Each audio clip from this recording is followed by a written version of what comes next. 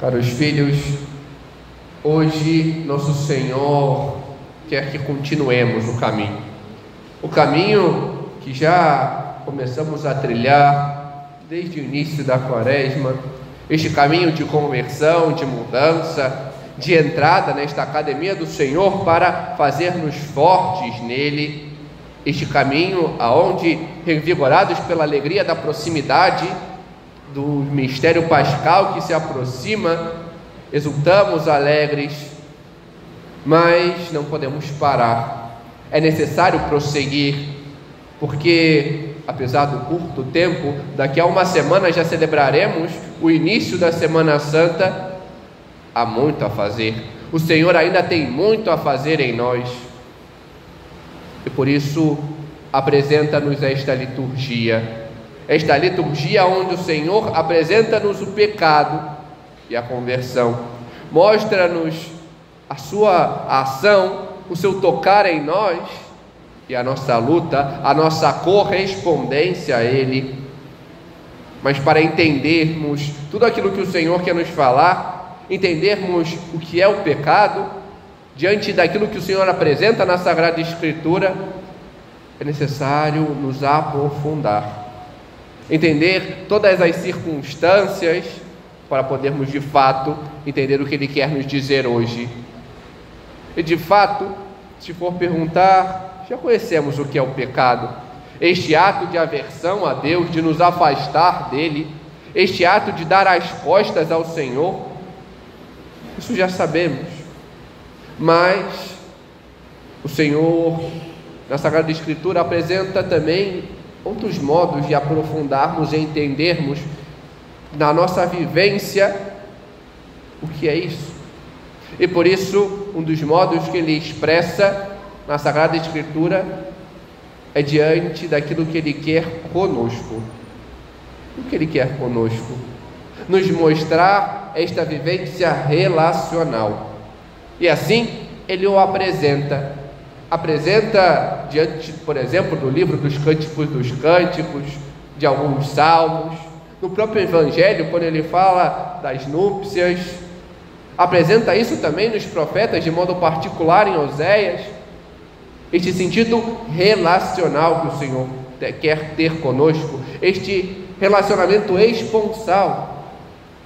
Devemos ser, como diz já a música, almas esposas, que busquem aquele que é o seu único esposo, o Senhor, que quer vir a nós, que vem a nós a cada dia, a fim de nos despojar, mas é necessário querer. E diante desta relacionalidade, o que é o pecado? É isso que o Senhor vem nos apresentar hoje, nos mostrando o adultério. O adultério, diante deste relacionar humano, é expresso em Israel como um crime hediondo, ao ponto de ter por condenação a morte. Vemos isso, por exemplo, tanto no livro do Deuteronômio, no capítulo 22, como também no livro da lei, o Levítico, no capítulo 20, aonde o Senhor então assim diz a Israel, por meio da lei: o homem que cometer adultério com uma mulher do seu próximo deverá morrer, ele e ela. E diante disso, vemos a consequência do adultério, a morte. E se o adultério é sinal do pecado, então vemos, diante deste relacionar, destes dois sentidos, que o adultério contra Deus, o pecado, também leva à morte, mas de modo imediato, não diante de uma mera condenação, mas nos faz morrer. Escolhemos a morte,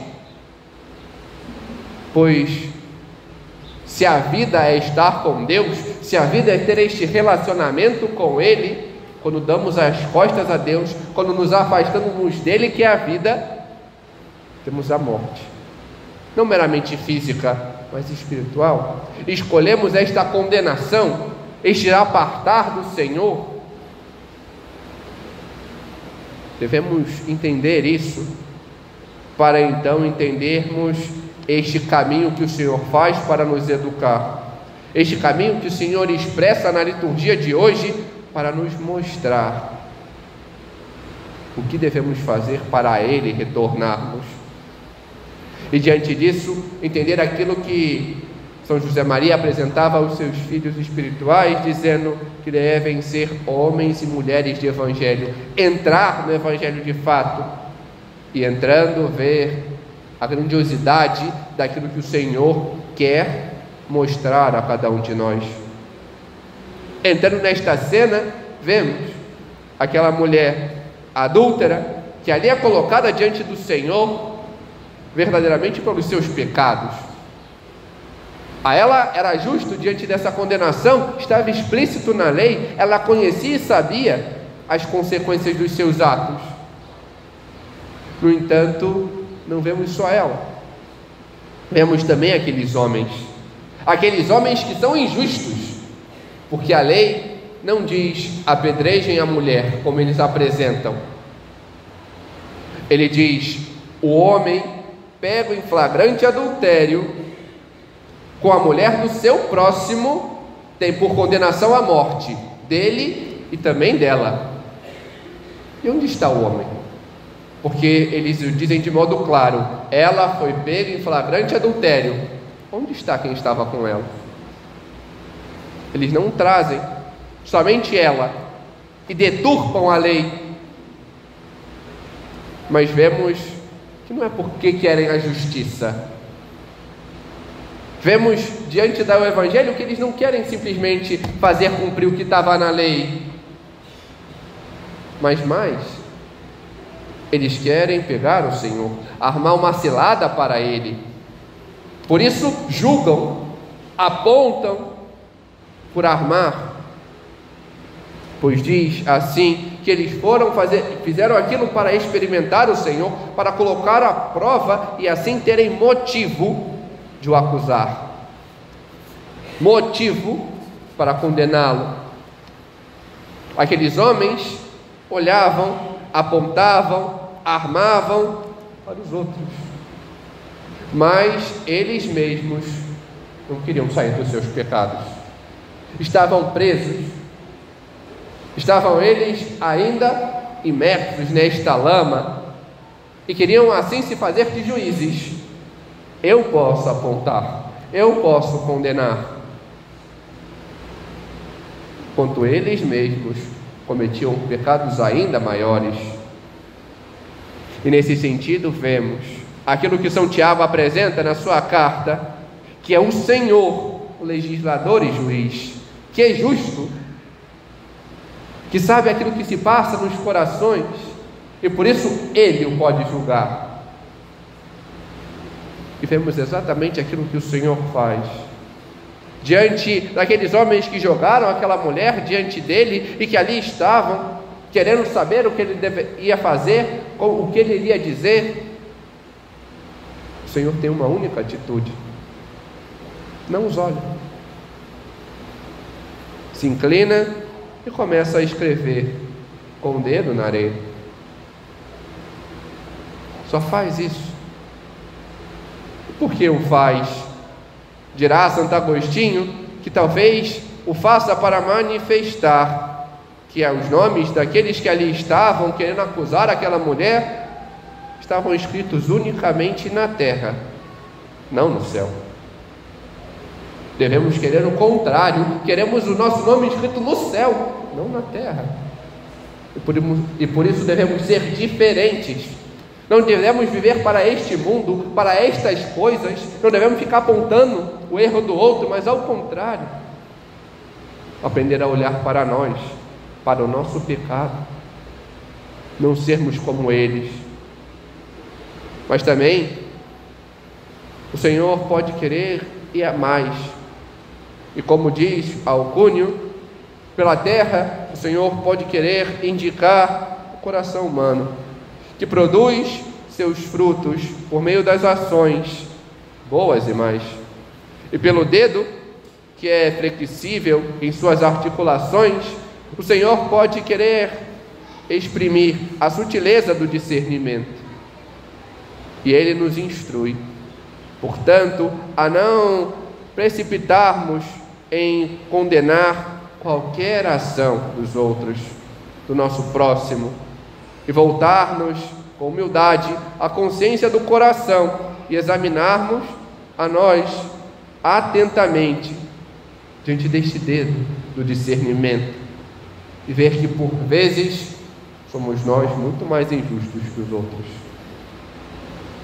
É fato que aqueles homens que ali estavam, diante das suas ações mais, produziam muitos frutos longe do Senhor, longe da justiça, longe da verdade, e por isso nosso Senhor é sutil no seu falar, em apontá-los, em trazê-los à verdade, dizendo: aquele que não tiver pecado, atire a primeira pedra.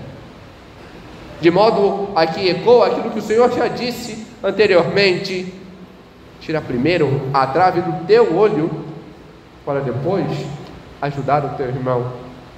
Sai primeiro da tua lama, você que está imerso no pecado. Reconhece primeiro o teu erro, para ajudá-lo, não para condená-lo. Mas também vejamos aquela mulher que ali, coagida, humilhada, jogada naquela rua, ali estava. Mas foi ela tocada pela compaixão do Senhor, que a olha, e a ela diz: onde eles estão? Não te condenaram? Não te apedrejaram? Eu também não te condeno. Vai, não peques mais. O Senhor, em nenhum dos dois casos, agride. O Senhor não acusa, mas ao contrário, toca a todos com o seu falar, com o seu olhar. Nosso Senhor quer com isso gravar em nossos corações, no coração daqueles que ali estavam, a lei, não a lei fria, mas a lei do amor. E por isso podemos experimentar diante do falar do Senhor aquilo que Ele diz àquela mulher, imergindo diante dessas breves palavras aquilo que Ele quis dizer: filha, eu não te condeno, porque eu te amo. Eu não te condeno, ao contrário, eu te limpo, eu te perdoo, eu te devolvo a vida a você que pelos seus pecados está na morte. Eu te trago de volta. Vai, não peques mais. Que é preciso para que você busque verdadeiramente esta vida, este tempo de graça, que você queira, que você busque estar comigo, que você busque afastar-se dos seus pecados, arrepender inteiramente deles. É preciso lutar por corresponder ao amor que eu te dou, aprendendo assim a amar diante deste amor que eu quero gravar em teu coração. Por isso vai, segue o teu caminho, segue comigo, e não peques mais, não se afaste mais de mim. O Senhor diz isso àquela mulher, mas também diz isto a cada um de nós, hoje, a nós adúlteros, diante dos nossos pecados, que traímos o Senhor, a nós que por vezes damos as costas ao Senhor, diante da nossa comodidade, da nossa frieza, da nossa superficialidade, da nossa preguiça. Ele nos diz a nós, para aprendermos a Ele a voltar, chorando, arrependido pelas nossas faltas, e a continuar. E por isso expressa de modo claro, como vimos na primeira leitura: não relembrarei as coisas passadas, não olharei mais os fatos antigos. Hoje eu te perdoo, hoje eu te limpo, hoje eu te trago de volta a ti, que a mim vem arrependido, que a mim vem e se confessa, que se arrepende daquilo que fora feito. Eu te trago de volta, pois faço nova todas as coisas. Eu quero te renovar, eu quero te transformar, te unir a mim verdadeiramente, te trazer a mim, a esta relacionabilidade, esta união comigo. Por isso Ele vem a nós. Vem a nós, como apresenta São Paulo na segunda leitura, e nos chama. Nos chama para nos tirar do comodismo, para arrancar de nós o sossego superficial, para nos tirar esta paz do mundo. Nos chama para nos dar a Ele próprio, nos dar a paz que vem dEle, não a do mundo. Por isso, a esta paz que buscamos diante desta justiça nele, mas sabemos que esta justiça exige de nós que o conheçamos, diante da vida de oração, diante da busca pela leitura bíblica, por conhecer mais o Senhor, diante desta busca por aprimeirar a Ele, recorrendo sempre a estar com Ele, na Sagrada Liturgia, na Santa Missa, onde Ele se dá a nós, exige de nós, diante deste experimentar a força da ressurreição, diante da confissão frequente. É triste ver tantas pessoas que passam tanto tempo sem se confessar. Os santos apresentam 1 mês no máximo, porque imaginemos, em primeiro lugar, aqueles que não se confessam há tanto tempo. Se tantos não conseguem se lembrar daquilo que comeram há 15 dias atrás, quanto mais aquilo que fizeram contra o Senhor. E permanecem no seu pecado, e permanecem na sua superficialidade, e sem se arrepender, permanecem longe, mortos. O Senhor quer nos dar a vida, e por isso experimentar esta força da ressurreição, retornando a Ele com frequência, não permanecendo na morte. E alguns santos vão ainda mais além, não colocam 1 mês, mas no máximo 15 dias. Devemos aprender a recorrer ao Senhor sempre que temos consciência do nosso pecado, para estar com Ele, para aprimeirá-lo, e por isso é necessário formar a nossa consciência, para não acharmos que é qualquer coisa. E também, diante desta força da ressurreição, que se dá diante da adoração a Ele. O Senhor está todos os dias aqui no sacrário, te esperando. O que você faz?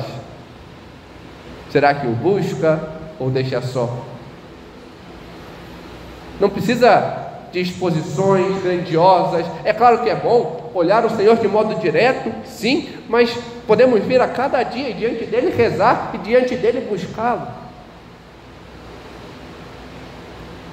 Essa justiça que exige de nós esta comunhão diante dos seus sofrimentos, e aprendermos assim a desvencilharmos diante deste peso, pelo empenho nas nossas penitências, diante do jejum, diante das mortificações, diante deste arrancar a nossa comodidade pelas esmolas.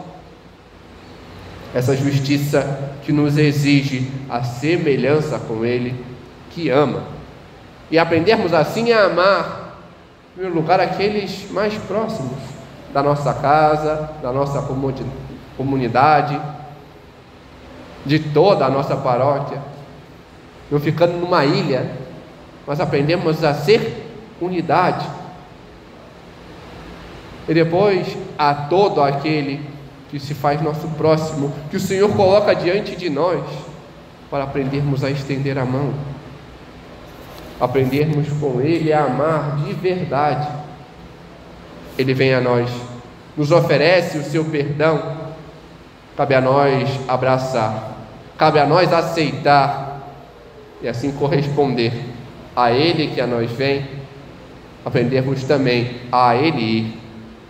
E como aquela mulher, aprender a olhar e se deixar ser olhado, aprender a deixar o Senhor nos tocar, aprender a deixar que Ele nos transforme, ir a Ele por meio da Virgem Maria, pois Ele o quer, E assim o diz São José Maria em Forja, que lhe peçamos ajuda por meio da sua mãe e nossa mãe, olhando a ela e dizendo: minha mãe, este meu pobre coração rebela-se algumas vezes, mas se tu me ajudas, aprender a pedir ajuda a ela, e quando aprendemos a pedir ajuda, ela nos ajudará, porque nos quer limpos, e limpos continuemos a caminhar a Deus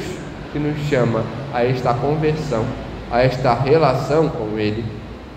Glória ao Pai, e ao Filho, e ao Espírito Santo,